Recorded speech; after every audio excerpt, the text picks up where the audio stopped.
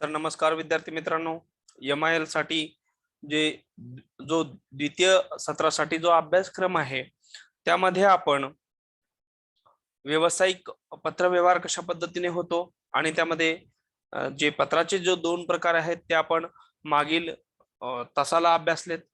तर या तासामध्ये आपल्याला सविस्तर पद्धतीने व्यावसायिक पत्र व्यवहार आणि औपचारिक अनौपचारिक हे जे दोन प्रकार आहेत पत्रव्यवहाराचे त्यामध्ये व्यावसायिक आणि औपचारिक आणि अनौपचारिक या दोन्ही पत्राच्या संदर्भामध्ये त्याची गुणवैशिष्ट्ये ते लिहित असताना घ्यावयाची काळजी या सर्व बाबींचा अभ्यास आपल्याला या घटकामध्ये करायचा आहे. तर या घटकाचा अभ्यास करत असताना आपल्याला त्यातील जे मुख्य घटक आहेत उपघटक आहेत त्या सर्वांचा आपल्याला इथं अभ्यास करायचा आहे. तो अभ्यास करत असताना आपल्याला त्याची गुणवैशिष्ट्ये कोणती आहेत पत्राची, असे अनेक स्वरूपाचे बदल जे आहेत त्या पत्रव्यवहारामध्ये होत असताना आपल्याला दिसतात. आणि पत्रलेखन करत असताना औपचारिकता आणि अनौपचारिकता याला पत्रलेखनामध्ये अत्यंत महत्वाचे स्थान आहे. आणि हे पत्रलेखन करत असताना सर्व बाबी कशा स्पष्ट असायला पाहिजे याचाही आपल्याला इथं अभ्यास करावा लागतो. आणि हा अभ्यास करत असताना आपल्याला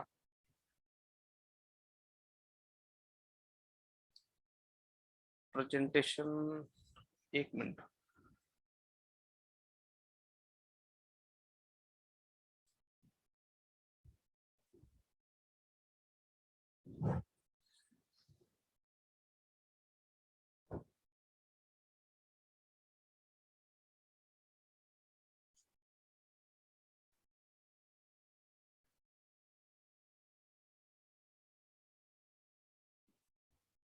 हा तर विद्यार्थी मित्रांनो, आपल्याला या घटकामध्ये जे औपचारिक आहे आणि जे अनौपचारिक आहे या पत्रव्यवहारा संदर्भामध्ये आपल्याला समजून घ्यायचे. या दोन प्रकारामध्ये समजून घेत असताना आपल्याला अत्यंत महत्वाच्या घटकांचा अभ्यास इथं करावा लागतो. आता औपचारिक पत्रव्यवहार जो आहे किंवा व्यावसायिक पत्रव्यवहार कशा स्वरूपाचा असतो हे आपल्याला समजून घ्यावं लागेल. आणि या पत्रलेखनाची जेव्हा आपण त्याचे प्रकार जे आहेत दोन प्रकार तेही आपल्याला अभ्यासायचे आहेत. ते अभ्यासत असताना आपल्याला अनौपचारिक पत्रव्यवहार आणि औपचारिक पत्रव्यवहार कशा स्वरूपाचा असतो हेही समजून घ्यावयाचे आहे. आणि हे समजून घेत असताना आपल्याला अत्यंत महत्वाच्या बाबी ज्या आहेत त्या समजून घ्याव्या लागतात. त्या कोणत्या? तर यात औपचारिक पत्रलेखनासंबंधी आपल्याला माहिती घ्यावी लागते. पत्र म्हणजे लेखी स्वरूपातील हा एक संवाद असतो, बरोबर. आणि खूप जुन्या काळापासून या पत्रलेखनाचं महत्व मान्य करण्यात आलेलं आहे. पत्रलेखन हे ललित आणि व्यवहार उपयोगी अशा दोन्ही प्रकारात आढळतं. आज माध्यम क्षेत्रात झालेल्या क्रांतीमुळे दूरध्वनी आलेत, भ्रमणध्वनी आलेत, इंटरनेट अशा जे संवादाची साधनं आलीत किंवा उपलब्ध झाली तरी पत्रलेखनाचं महत्व काही कमी झालं नाही. कारण की आपल्याला प्रत्येक ठिकाणी पत्रव्यवहाराचा उपयोग होत असतो. हे आपण जीवन व्यवहारामध्ये जेव्हा ह्या सर्व गोष्टी साठी अडीअडचणी येतात तेव्हा आपल्याला पत्रव्यवहार हा करावाच लागतो. पत्रव्यवहाराचं मूळ मनुष्याच्या सामाजिकतेत आहे. कारण की समाजाचा सदस्य या नात्याने व्यक्ती अन्य व्यक्तीशी प्रेमाने कर्तव्याने या सर्व भावनेच्या माध्यमातून तो वागत असतो. कारण की तो समाजशील असल्यामुळे त्याप्रमाणे काही व्यवहारिक गरजांची पूर्तता सुद्धा तो करतो. आणि ती करत असताना तो तात्पुरता वा कामापुरता संबंध आहे असं तो मानतो. परंतु त्यांच्याशी देखील व्यक्तीला संवाद साधावाच लागतो. यासाठी पत्र हे अनेक पातळ्यावर उपयुक्त ठरणारं संवादाचं माध्यम असतं. आता पत्रव्यवहाराचा अर्थ काय हेही आपल्याला समजून घ्यावा लागेल. व्यक्ती समोरासमोर असल्यास ध्वनिरूप भाषेच्या साहाय्याने आपण संवाद साधू शकतो. पण दूर अंतरावर असलेल्या व्यक्तीशी संवाद साधायचा असेल आणि तो संवाद दूरध्वनीच्या द्वारे साधणे अनेकदा पुरेसं नसतं, म्हणजे मर्यादा पडतात. अशा वेळी पत्र या साधनाचा उपयोग सुद्धा अपरिहार्य ठरतो. तात्पर्य असं आहे की देशांतर आणि कालांतर याचं जे तारतम्य ठेवून जे लेखन केलं जातं, जे संवाद केलं जातं, त्याला आपण पत्रव्यवहार म्हणतो. अशी साधी सोपी आपण पत्रव्यवहाराची व्याख्या करू शकतो. आता या पत्रव्यवहाराचे प्रकार मी मागील व्हिडिओमध्ये पण तुम्हाला सांगितलेले आहेत, पण त्याचा पुन्हा आपल्याला विचार करायचा आहे, जेणेकरून तुमचं दृढीकरण होईल. पत्रव्यवहाराचे प्रकार आहेत अनौपचारिक आणि पत्रव्यवहार आणि औपचारिक पत्रव्यवहार. यामध्ये आपल्याला अनौपचारिक पत्रव्यवहारामध्ये कोणकोणत्या गोष्टी येतात, तर अनेकदा आपल्या नात्यातील, कुटुंबातील जे सदस्य आहेत अनेक ठिकाणी असतात. अशा परिस्थितीमध्ये एकमेकांची विचारपूस करण्यासाठी किंवा त्यांच्या सुखदुःखाच्या, अडीअडचणीच्या या संबंधाचं जे आदान प्रदान आहे त्याची गरज आपल्याला भासते. अशा वेळी आपण एकमेकांसाठी लिखित रूपामध्ये संवाद साधतो, पत्र रूपाने संवाद साधतो. त्यालाच आपण खाजगी, वैयक्तिक, बहुतेक वेळा ते जिव्हाळ्याचे जे विषय असतात ते या पत्रव्यवहारातून हाताळले जातात. मग यात कोणकोणते घटक येतात या अनौपचारिक पत्रामध्ये, की व्यक्तिगत संबंधातून लिहिल्या गेलेल्या या पत्राला आपण अनौपचारिक म्हणतो. मग आई वडील, भाऊ बहीण, नातेवाईक, मित्र आदींना अनुरूप आपण काय करतो, पत्र लिहितो. यालाच पत्रलेखनामध्ये या प्रकारालाच आपण काय म्हणतो, अनौपचारिक पत्रलेखन. आणि हे अनौपचारिक पद्धतीचे जे पत्र आहे ते कशा स्वरूपाचं असतं, तर हे जे अनौपचारिक पत्र जे आहे याचं बहुधा स्वरूप वेगळ्या पद्धतीचं असतं. ते आत्मनिष्ठ आणि व्यक्तिसापेक्ष असतं. पुढची व्यक्ती जशी आहे त्या पद्धतीने आपण त्याच्याशी तो संवाद करत असतो. अशा अनेक बाबी या पत्रव्यवहारामध्ये आपल्याला समजून घेता येतात. आता हे समजून घेत असताना आपल्याला अत्यंत महत्वाच्या या घटकामध्ये आपण अनौपचारिक पत्रव्यवहारासंदर्भात विषय मांडलेला आहे. त्यामध्ये कुणाकुणाला ते पत्र लिहिलं जातं याचाही आपण अभ्यास केला आणि याचा एखादा नमुना आपल्याला समजून घ्यावा लागेल की अनौपचारिक पत्राचा नमुना कसा असतो. उदाहरणार्थ, तुमच्या एखाद्या मित्राला पुरस्कार मिळालेला आहे आणि त्या पुरस्कारासंदर्भामध्ये तुम्हाला एखाद्या त्याचं गौरव किंवा अभिनंदन करायचं आहे, तर तुम्ही पत्रव्यवहार करणार त्याच्याशी. उदाहरणार्थ, प्रिय सचिन, स्नेहपूर्वक नमस्कार. आताच वर्तमानपत्रात बातमी वाचली, तुला साहित्य संस्कृती मंडळाची शिष्यवृत्ती मिळाल्याचं वाचून मला आनंद झाला. तुझ्या आजवरच्या साहित्य किंवा लोकमान्यता तुला होतीच, आता राजमान्यताही मिळाली, हे फार चांगलं झालं. अशा पद्धतीचं तुम्ही कौतुकास्पद, गौरवास्पद त्या पत्राचा मायना तयार करून त्यामध्ये तुम्ही त्याला स्नेहपूर्वक नमस्कार करून या पत्राची अशी सुरुवात, प्रारूप तयार करू शकता. आणि साहित्य क्षेत्रातील तुमचा जो मित्र आहे त्याचा गौरव तुम्ही करू शकता. पुढचं काय काय लिहिणार त्याच्यामध्ये, की प्रत्यक्ष अनुभूतीतून निर्माण झालेल्या तुझ्या कथा कादंबऱ्यांनी मराठी माणसाचं अनुभव विश्व समृद्ध केलेलं आहे, या स्वरूपाचं तुम्ही त्याचं कौतुक करू शकता. तुझ्या लेखनातलं जीवन चिंतन कुणालाही अंतर्मुख करतं. कुठल्याही मान मान्यतेपेक्षाही आपल्या साहित्य सेवेलाच तुला जास्त साहित्य सेवाच तुला जास्त प्रिय आहे हे मी जाणतो. तरी पण तुझ्या साहित्य साधनेबद्दल समाजाला कृतज्ञता प्रकट कराविषयी वाटणारच. अधिक काय लिहू, आज मी तृप्त आहे तुझ्या गौरवामुळे, माझीच छाती अभिमानाने फुगली आहे. असो मित्रा, या पद्धतीने तुम्ही तुमच्या व्यक्तिगत किंवा प्रासंगिक किंवा अनौपचारिक पत्राचं तुमच्या मित्राचा गौरव तुम्ही करू शकता. या असं एक तुझाच मित्र खाली तुम्ही त्या सचिनला पत्र लिहिलं असेल तर खाली राहुल असेल. या पद्धतीने तुम्ही अनौपचारिक पत्राचा नमुना तयार करू शकता. मग याच्यामध्ये काय काय गोष्टी महत्वाच्या आहेत, कोणकोणत्या गोष्टी महत्वाच्या समजून घ्याव्या लागतील आपल्याला, तर या हा झाला अनौपचारिक पत्राचा भाग. आता औपचारिक पत्र आणि अनौपचारिक पत्र हे लिहित असताना या दोन्ही पत्रामध्ये एक महत्वाची आणि साम्य आहे किंवा गुणवैशिष्ट्य आहे. ते आवश्यक गुण कोणकोणते, तर सुस्पष्टता.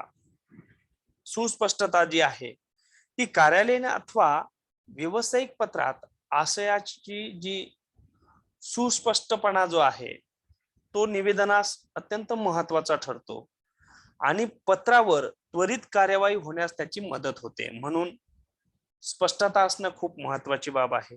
2, संक्षिप्तता, म्हणजे थोडक्यात जे काय असेल ते थोडक्यात मांडणी करणे, म्हणजे पालाळीपणा अजिबात नसावा.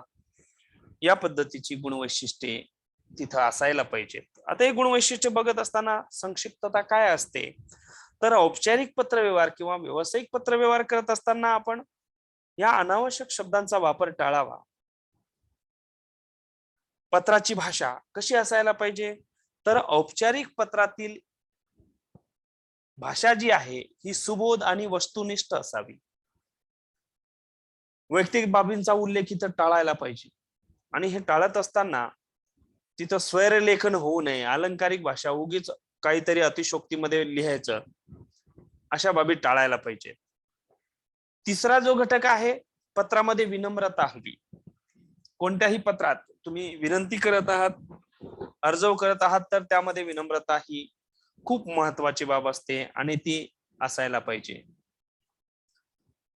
आता या कोणत्याही पत्रात वापरण्यात येणाऱ्या या भाषेतून लेखकाचं व्यक्तिमत्व, म्हणजे पत्रलेखकाचं जो पत्रलेखन करतो त्या व्यक्तीचं व्यक्तिमत्व त्याच्यातून झळकत असतं आणि हे झळकत असताना त्याला अत्यंत महत्वाचं स्थान असतं. म्हणजे विनम्रता ही खूप महत्वाची आहे आणि ती त्या पत्रातून दिसली पाहिजे. मग याच्यामध्ये औपचारिक पत्रातील जी भाषा आहे ती सौहार्दपूर्ण वातावरणामध्ये लिहिली जाते, परंतु रूढ शिष्टाचाराचं पालन करून विनम्रता ही असणं खूप महत्वाची असते पत्राच्या माध्यमातून. आणि त्यामध्ये काय होते, योग्य ती प्रतिष्ठा त्या व्यक्तीची आणि स्वतःची सुद्धा राखली जाते. पत्राचा आशय हा नकारात्मक असला तरी देखील असे संकेत पाळायला पाहिजेत. 5वी गोष्ट महत्वाची आहे औपचारिक पत्र व्यवसायामध्ये किंवा पत्रलेखनाची ही बाब महत्वाची, त्यामध्ये आकर्षकता असावी. आता आकर्षकता म्हणजे काय, तर पत्र रंगबिरंगी असावं का, तर अजिबात नाही. तर आकर्षक अथवा प्रभावी व्यक्तिमत्व जसे सर्वांना आवडतं त्याचप्रमाणे पत्रव्यवहारातील आकर्षकता तेवढीच महत्वाची ठरते.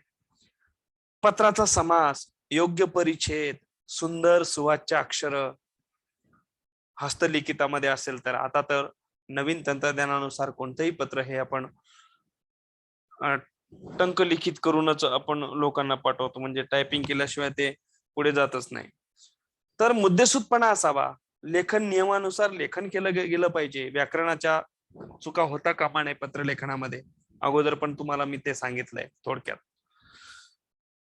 या औपचारिक पत्रव्यवहाराचं स्वरूप सुद्धा बघणं खूप महत्वाचं आहे. आता औपचारिक पत्राचं स्वरूप काय आहे, पत्रलेखन ही उपयुक्त कला आहे असे असले तरी त्याच्याही आता एक शास्त्र तयार झाले आहे.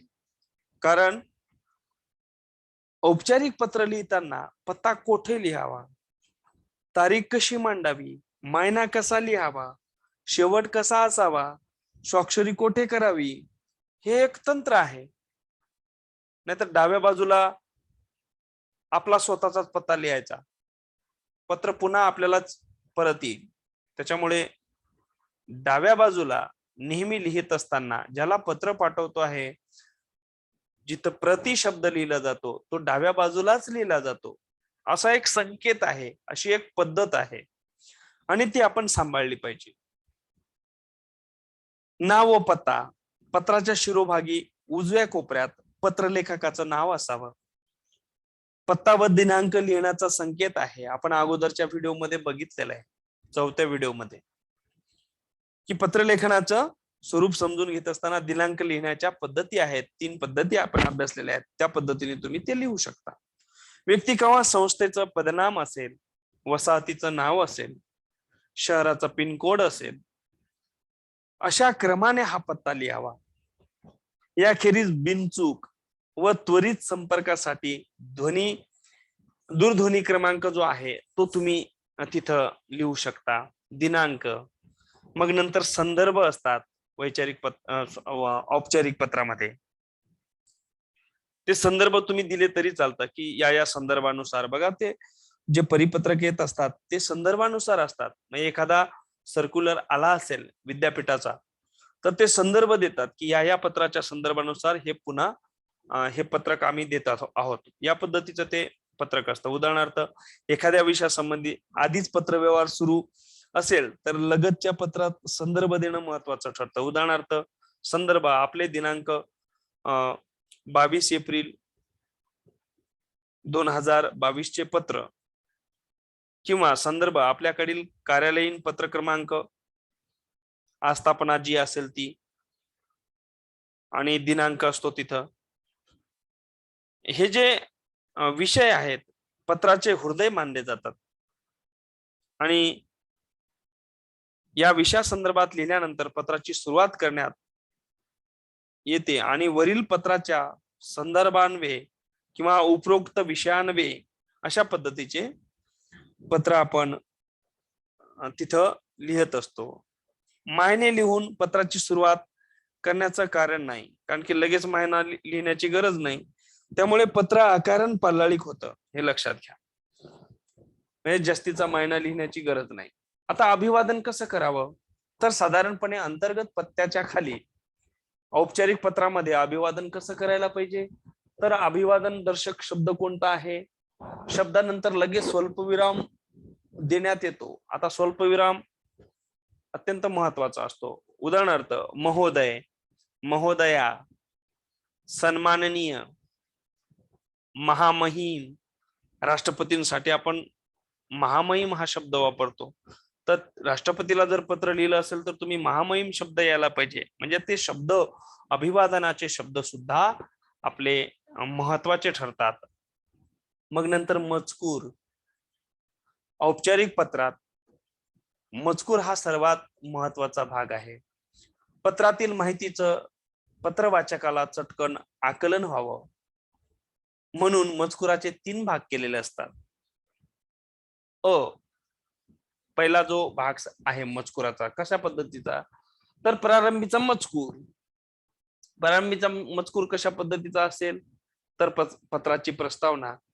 ही प्रस्तावना कमीत कमी शब्दात आणि मुख्य मजकुराशी संबंधित असावी. दिनांक लिहिण्याच्या वेगवेगळ्या पद्धती आहेत, त्याही अगोदर तुम्हाला माहिती आहेत. दिनांक कशी लिहावी, दिनांक 22 एप्रिल 2022.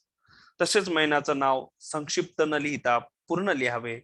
जानेवारी, नोव्हेंबर ऐवजी आपण जाने, नोव्हेंबर असं लिहितो, तर तुम्ही त्याऐवजी पूर्ण जो महिना आहे तो टाकावा. पत्र स्वीकारण्याचा जो पत्ता आहे, पत्र पुढचा महत्वाचा घटक आहे पत्रलेखनाचा, तर पत्र स्वीकारण्याचा पत्ता. पत्र ज्यांना उद्देशून लिहिलं असतं अथवा ज्यांना पाठवायचं आहे त्या व्यक्तीचं नाव, पदनाम म्हणजे हुद्दा, संस्थेचा, कार्यालयाचा पूर्ण पत्ता सुरुवातीलाच लिहावा. उदाहरणार्थ प्रति, अ ब क ड, कार्यक्रम अधिकारी, आकाशवाणी केंद्र पुणे. लगेच पिनकोड टाकावा. मग नंतर विषय लिहावा. नाव पत्ता लिहिल्यानंतर पत्राचा मुख्य विषयाला सुरुवात करावी. मग विषय तुम्ही एखाद्या वेळेस एखादा दाखला तहसीलदाराकडे मागणी केली असेल तर तुम्ही तहसीलदाराला लिहू शकता. रहिवासी प्रमाणपत्र मिळण्याबाबत अशा पद्धतीने मजकूर लिहावा. आणि हा प्रत्येक विषय असतात त्या पद्धतीने तुम्ही व्यावसायिक पत्राचे विषय लिहू शकता. मग नंतर मुख्य मजकूर असतो. मुख्य मजकुरात काय असतं तर मुद्द्याचं किंवा अल्प माहितीचं स्पष्टीकरण केलेलं असतं आणि स्वतंत्र परिच्छेद करावे लागतात त्याच्यासाठी. पत्रातील मजकुराची भाषा सभ्य व शालीन असावी. नम्रता त्याच्यामध्ये असावी. आदराचं स्थान द्यायला हवं. पत्रलेखन करता आपण हा शब्द वापरायला पाहिजे. घरगुती शब्द वापरून चालत नाही. शेवटचा मजकूर असतो. पत्राच्या नंतरचा म्हणजे विषय झाल्यानंतर शेवटचा मजकूर काय असतो तर परिणामकारक ठरण्यासाठी जो मुख्य मजकूर आहे तो अतिशय प्रभावीपणे ठरला पाहिजे. याच्यासाठी आपण पत्राच्या योग्य रीतीने समारोप करणं आवश्यक असतं.